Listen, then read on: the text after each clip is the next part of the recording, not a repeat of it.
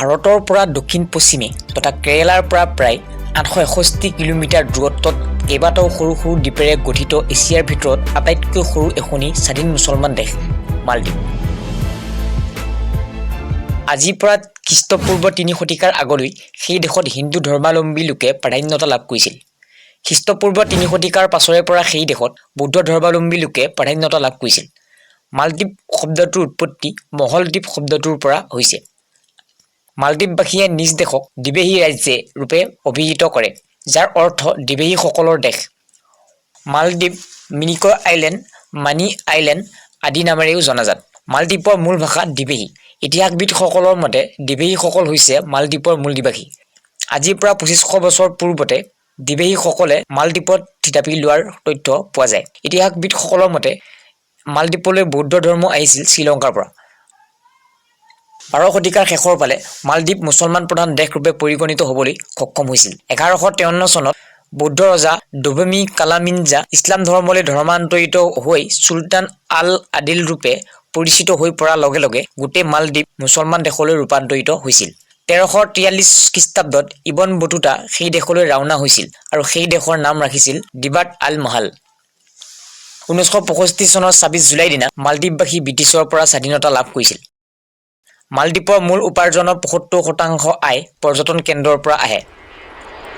মালদ্বীপলৈ যোৱা বেছিভাগ পৰ্যটক ভাৰতৰ। পৰ্যটকৰ বাবে আকৰ্ষণৰ কেন্দ্ৰবিন্দু মালদ্বীপত আছে সৰু ডাঙৰ 1194টা দ্বীপ। তাৰে ভিতৰত খুব কেইটামান দ্বীপতহে মানুহৰ বসতি দেখিবলৈ পোৱা যায়। শেহতীয়াকৈ ভাৰত আৰু মালদ্বীপৰ মাজত চলা বিবাদ এটাই আন্তৰ্জাতিক পৰ্যায়ত চৰ্চা লাভ কৰিবলৈ সক্ষম হৈছে। মালদ্বীপত সৰু ডাঙৰ 7টা ৰাজনৈতিক দল আছে। তাৰে ভিতৰত PPM প্ৰগ্ৰেছিভ পাৰ্টি অৱ মালদ্বীপছ দলটো হৈছে ভাৰতৰ পূৰ্ণ সমৰ্থক। শেহতীয়াকৈ সত্তাত খোজ থৈয়ে মহম্মদ মুইজে ভাৰত বিৰোধী পদক্ষেপ হাতত তুলি ল'বলৈ অহৰহ প্ৰয়াস কৰা দেখিবলৈ পোৱা গৈছে। মহম্মদ মুইজুৰ পূৰ্বে মালদ্বীপৰ প্ৰধানমন্ত্ৰী ৰূপে আসনাধিষ্ঠ আছিল ইব্ৰাহিম মহম্মদ ছালিহ। তেখেতেও আন প্ৰধানমন্ত্ৰীৰ দৰে ইণ্ডিয়া ফাৰ্ষ্ট পলিচিকে ৰাজনৈতিক অস্ত্ৰৰূপে ব্যৱহাৰ কৰিছিল। কিন্তু মহম্মদ মুইজু কিছু ব্যতিক্ৰম।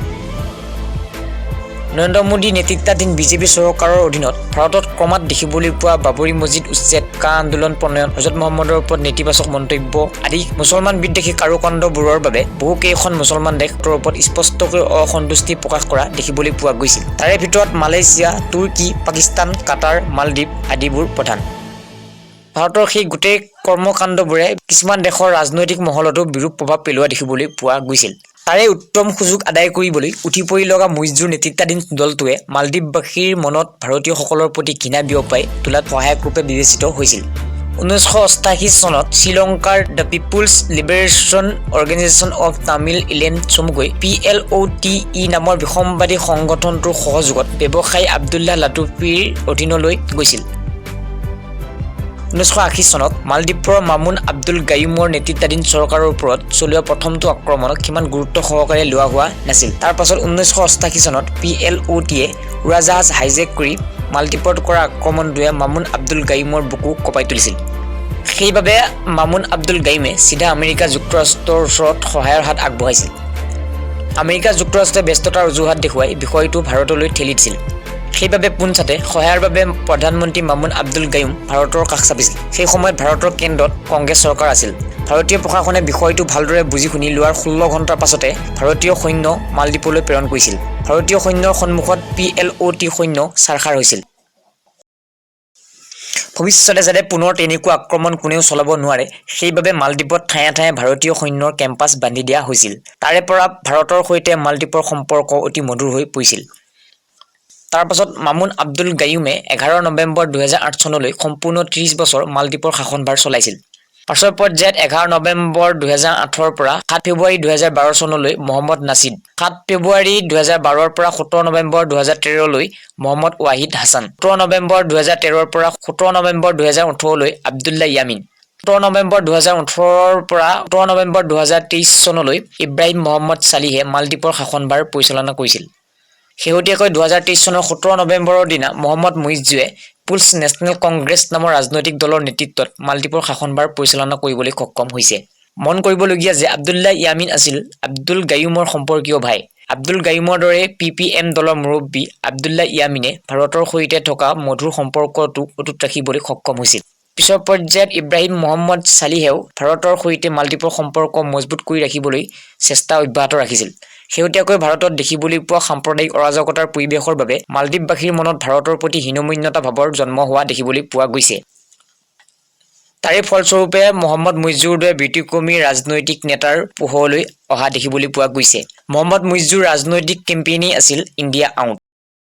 আনফালে মালদ্বীপত ভাৰতক লৈ দেখিবলৈ পোৱা অসহিষ্ণু পৰিৱেশটোৰ বাবে ভাৰততো তাৰ প্ৰতিক্ৰিয়া দেখিবলৈ পোৱা গৈছিল। তাৰে পৰিণতিত ভাৰতৰ প্ৰধানমন্ত্ৰী নৰেন্দ্ৰ মোদী লাক্ষাদ্বীপলৈ গৈ এই বাৰ্তা প্ৰেৰণ কৰিবলৈ প্ৰয়াস কৰিছিল যে মালদ্বীপৰ বিকল্পৰূপে লাক্ষাদ্বীপ নিশ্চয় আছে। শেহতীয়াকৈ ভাৰতৰ প্ৰধানমন্ত্ৰী তথা বিজেপি দলৰ মুখ্য উপদেষ্টা নৰেন্দ্ৰ মোদী লাক্ষাদ্বীপলৈ কৰা ভ্ৰমণৰ পাছতে বিতৰ্কৰ সূত্ৰপাত হ'বলৈ ধৰিছে। প্ৰধানমন্ত্ৰী নৰেন্দ্ৰ মোদীয়ে লাক্ষাদ্বীপলৈ গৈ মালদ্বীপৰ প্ৰতি থকা হেও ভাৱ স্পষ্টকৈ প্ৰদৰ্শন কৰাৰ পাছতে মালদ্বীপৰ তিনিগৰাকী ডেপুটি মিনিষ্টাৰ মৰিয়ম সিনা, মাছা শ্বৰিফ আৰু মাহজুম মছজিদৰ ফালৰ পৰা অহা বিবাদিত মন্তব্যই চাৰিওফালে হুলস্থুলীয়া পৰিৱেশৰ সূচনা কৰিছে। শেহতীয়া বাতৰি অনুসৰি বিবাদিত মন্তব্যৰে চৰ্চালৈ অহা মালদ্বীপৰ তিনিওগৰাকী মিনিষ্টাৰক আসনৰ পৰা নিলম্বিত কৰা হৈছে। শেহতীয়াকৈ সৃষ্টি হোৱা বিতৰ্কই আগন্তুক নিৰ্বাচনত বিশেষ প্ৰভাৱ পেলাব বুলিয়েই সম্পূৰ্ণ পৰিকল্পিতভাৱে বিজেপিৰ মুখ্য উপদেষ্টা নৰেন্দ্ৰ মোদীয়ে শেহতীয়াকৈ লাক্ষাদ্বীপলৈ যাত্ৰাৰ কাৰ্যসূচী হাতত লৈছে বুলি বিৰোধী দল সংগঠনে মত পোষণ কৰা দেখিবলৈ পোৱা গৈছে। অন্যহাতে আজিৰ পৰা ২-৩ মাহ পূৰ্বে মালদ্বীপৰ নতুন প্ৰধানমন্ত্ৰী মহম্মদ মুইজ্জু তুৰ্কীলৈ ৰাওনা হোৱা বাতৰি পোহৰলৈ আহিছে। তাৰ পৰাই অনুমান লগাব পাৰি ভাৰতৰ বিকল্পৰূপে আন এখন দেশ বাছনি কৰি ল'বলৈ ইতিমধ্যে মুইজ্জু চৰকাৰে বহু পূৰ্বৰে পৰা প্ৰস্তুতি চলাই আহিছে। লাক্ষাদ্বীপক লৈ ভাৰত চৰকাৰ ইতিমধ্যে একান্ত হৈ পৰা দেখা গৈছে। পৰ্যটকৰ বাবে আকৰ্ষণৰ কেন্দ্ৰবিন্দু কৰি তুলিবলৈ ইতিমধ্যে কাম হাতত তুলি লোৱা হৈছে। মন কৰিবলগীয়া যে মুইজ্জু চৰকাৰ চীনৰ কাষ চপা দেখিবলৈ পোৱা গৈছে।